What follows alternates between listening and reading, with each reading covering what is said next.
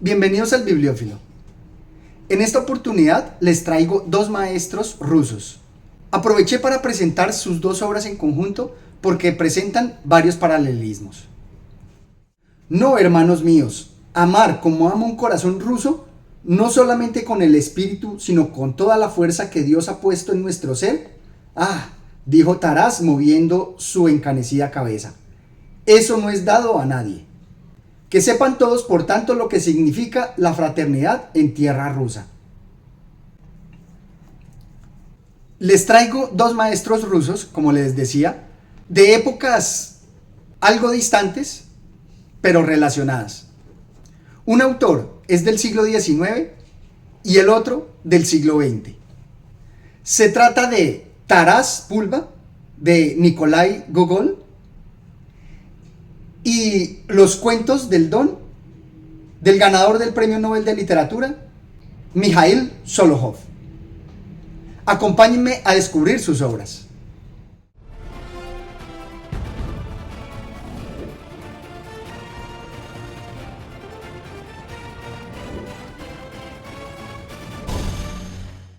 La obra Taras Bulba es bastante conocida, es un gran clásico y me gustó mucho porque encuentra la belleza que hay en una tragedia renovada, en una tragedia ya no griega, sino una tragedia rusa. Y también nos va a mostrar toda su idiosincrasia, todas sus supersticiones, con sus mitos y leyendas. Pues esta obra reúne no solamente Taras Bulba, sino también las narraciones Nochebuena y Noche de Mayo o La Ahogada.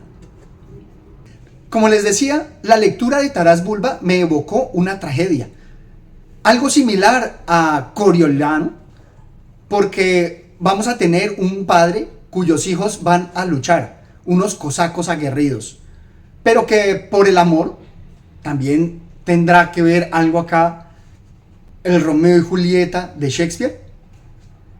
También estaría aquí evocado, porque uno de sus hijos se va a enamorar de la hija de su enemigo. Y es una tragedia bastante completa porque también con otro de sus hijos se podría ver como ese deber religioso, como el de Abraham, cuando debe sacrificar a su hijo Jacob. O también la tragedia de Antígona, donde se debe llevar el deber natural por encima del deber patriótico. Todo eso enriquece enormemente la lectura.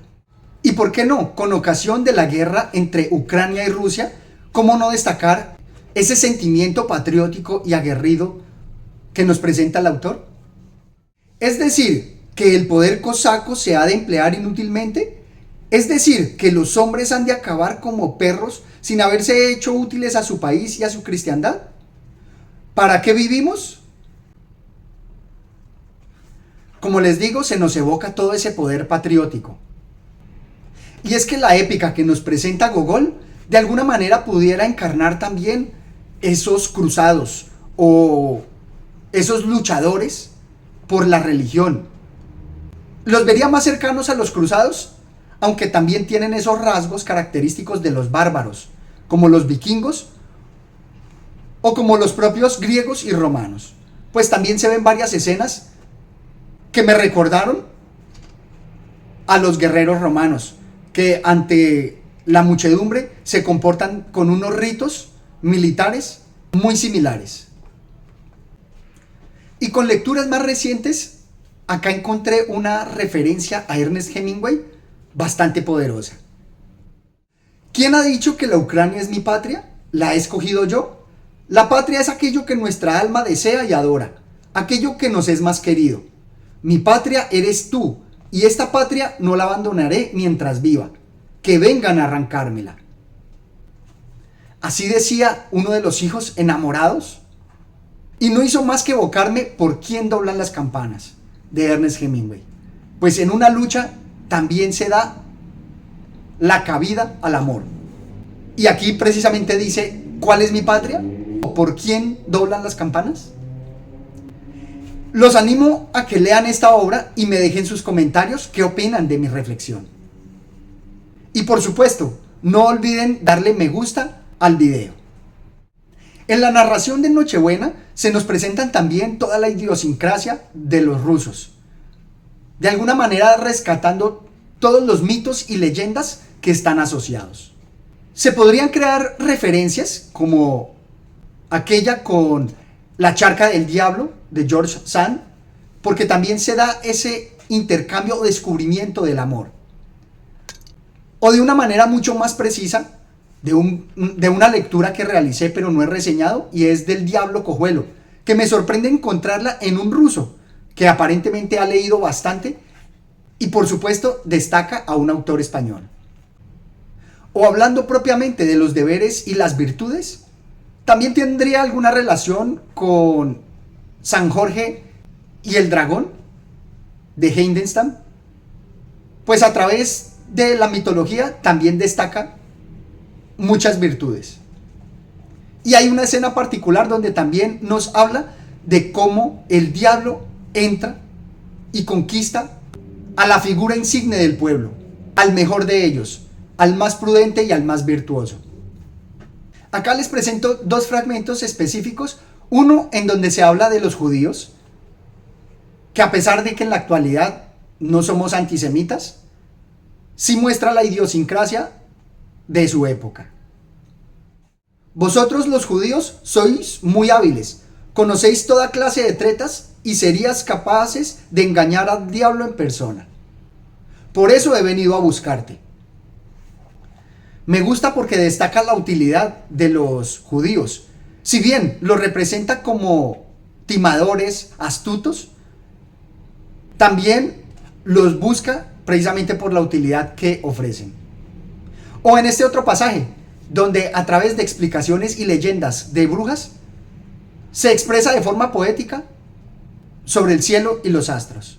La bruja, mientras tanto, subió a tal altura que al poco rato solo parecía allá arriba un punto negro. Y lo que es más particular, por donde pasaba aquel puntito o manchita, se veía desaparecer una estrella. Y así fueron desapareciendo una tras otra. Ella se las iba metiendo en una manga, y cuando la tuvo llena, solo quedaron 3 o 4 que relucían más. Me gusta esa forma inocente, esa forma primitiva, en donde los hechos del cielo tienen una explicación sobrenatural a través de personajes míticos y leyendas. Todavía en esa época no se habían expulsado toda esa magia y toda esa poesía que hay en el mundo.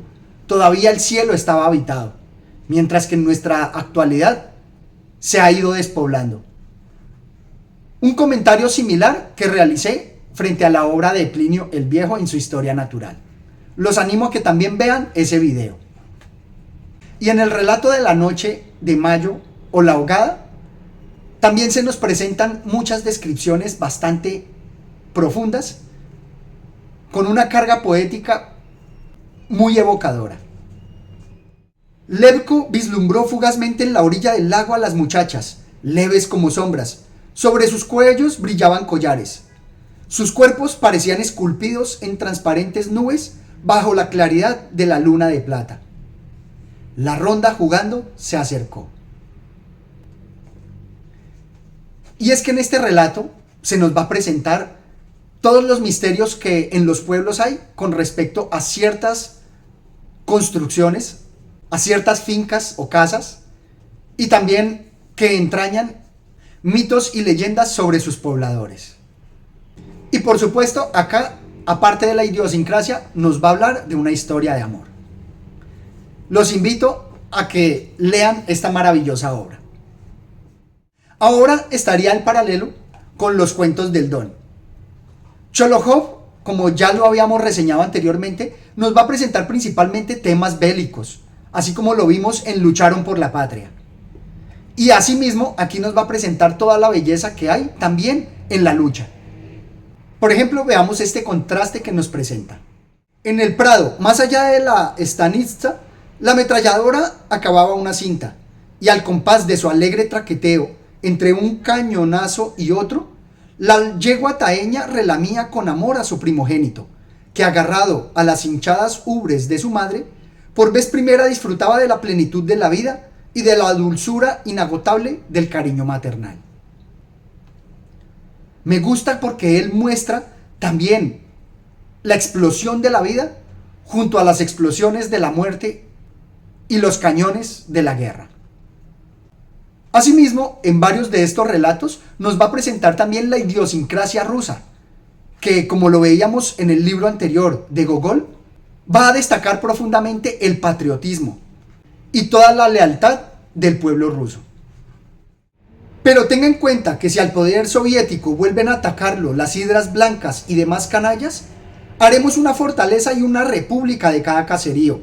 Pondremos a caballo a viejos y niños, y yo, aunque perdí una pierna, seré categóricamente el primero en derramar la sangre. Aquí en estas obras también se nos presentan de forma similar hechos heroicos, pero también hechos tremendamente sangrientos. Es sorprendente porque aquí, a diferencia de Lucharon por la Patria, nos va a presentar una guerra civil, pero asimismo, dentro de esa épica, todos los sentimientos rusos de amor a la patria. Son muy interesantes estos relatos porque, aparte de estos temas bélicos, o más bien con ocasión de estos temas bélicos, también va a representar varias tragedias. De forma similar a Gogol, en los dilemas de un padre con su hijo, como en este pasaje. La jefatura estaba a unas 20 verstas del Juto.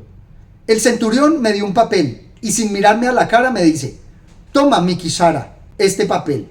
Lleva al hijo a la jefatura. Contigo estará más seguro. Del padre no se escapa. Y este simple pasaje me hizo recordar la reflexión que hacía Søren Kierkegaard en Temor y Temblor, cuando relata el viaje que hace Abraham con su hijo Jacob para sacrificarlo en el altar. Todos esos dilemas éticos y religiosos que se presentan con ocasión de ese mandato. Aquí va a ser similar, porque el padre va a tener que custodiar a su hijo rebelde. Como les digo, está ambientado en una guerra civil y por eso se da ocasión a estos dilemas morales de un padre frente a los sentimientos naturales con su hijo, contrastado con los sentimientos de patriotismo frente a la patria. Y de verdad resulta muy interesante cómo el autor no se repite, cómo logra encontrar distintas historias alrededor de la guerra para relatar anécdotas, para presentar reflexiones o dilemas ante los cuales los personajes se ven envueltos. Aquí destaco especialmente uno donde involucra a los niños. ¿Tu padre es comunista?, le preguntó. ¿Yo qué sé? Yo sí lo sé, es comunista. Papá dijo esta mañana que vendió el alma al diablo y dijo además que pronto empezarían a colgar a todos los comunistas. Los niños callaron y a Mishka se le encogió el corazón. ¿Van a colgar a su padre? ¿Por qué? Y es que resulta enternecedor no solamente los sentimientos de los niños, sino también cómo la guerra llega hasta ellos y en sus luchas de niños dan cabida a todas las injusticias o partidismos políticos. El relato La Carcoma me parece que presenta un crimen inesperado donde se muestra esa maestría del autor para que alrededor de la guerra también se construyan diferentes relatos, como lo vimos, de guerra propiamente, donde involucra a niños, o en este caso, con crímenes. O como en este otro pasaje, los contrastes frente a el progreso de la tecnología y la naturaleza. Allí donde el Trillo desemboca en el camino real del Guetmán, cegado por el llantén semiolvidado, las andadas se separaron. Las del Lobo torcieron hacia las cañadas pobladas de intrincada maleza y dendrino. En el camino solo quedó la huella con olor a gasolina, acompasada y firme. Y es que aquí nos presenta de forma bastante elocuente el camino de la naturaleza a través del lobo o el rastro que dejan los vehículos con sus huellas de gasolina. Con todo ello nos invita a reflexionar. Y también en sus relatos nos presenta pura y llanamente la belleza que hay en descripciones de paisajes alrededor del tumulto de la guerra. El rocío en la hierba era rosáceo, el prado, trillado por las botas de la infantería, surcado de trincheras, recordaba el rostro de una muchacha desfigurado por las lágrimas y el dolor. De verdad que logra combinar las miradas del rostro con el terreno surcado por las botas de infantería.